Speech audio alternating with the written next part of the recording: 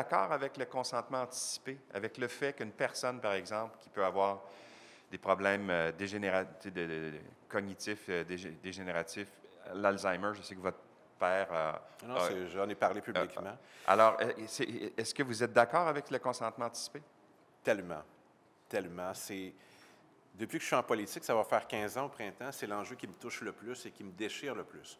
Pour l'avoir vécu avec mon père, qui avait la dégénérescence, il y avait de l'Alzheimer à travers ça, les diagnostics sont jamais clairs.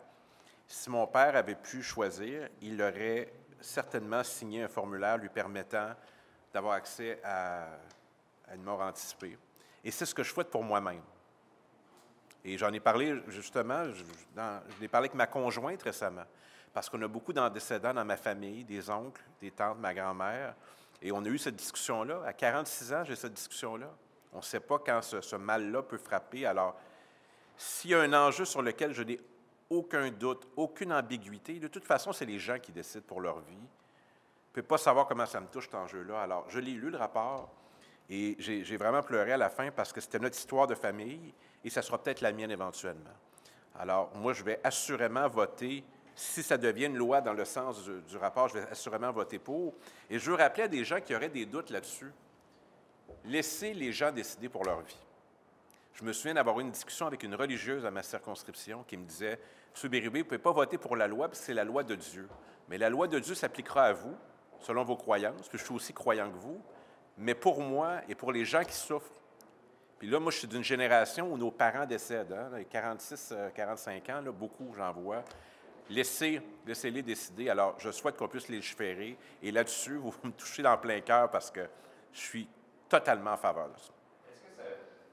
Vous dites, c'est notre histoire de famille et ce sera peut-être éventuellement la Oui, mienne. absolument. Est-ce que ça vous fait peur? Oui. Ben oui, j'ai encore une tante qui est décédée de ça. On est rendu à 4 ou 5 dans la famille. C'est sûr que je passe déjà des tests pour voir si j'ai des prédispositions. Je vous livre ça sans dramatiser. Ça pourrait devenir mon histoire éventuellement. Et je suis très sensible à ça. Alors, et c'est l'histoire de combien d'autres familles?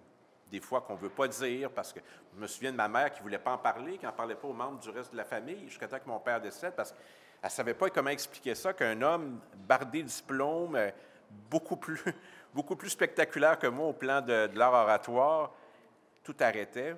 C'est un tabou, mais en même temps, c'est une maladie. Puis la façon d'y faire face, c'est avec ce magnifique rapport qui, moi, m'émeut beaucoup, puis que je vais faire circuler même auprès de mes concitoyens dans ma circonscription. S'il y avait une raison pour laquelle, là, de tout ce que j'ai fait en 15 ans, que je suis fier comme législateur, c'est d'avoir voté pour ça. Merci de la question, ça me touche beaucoup.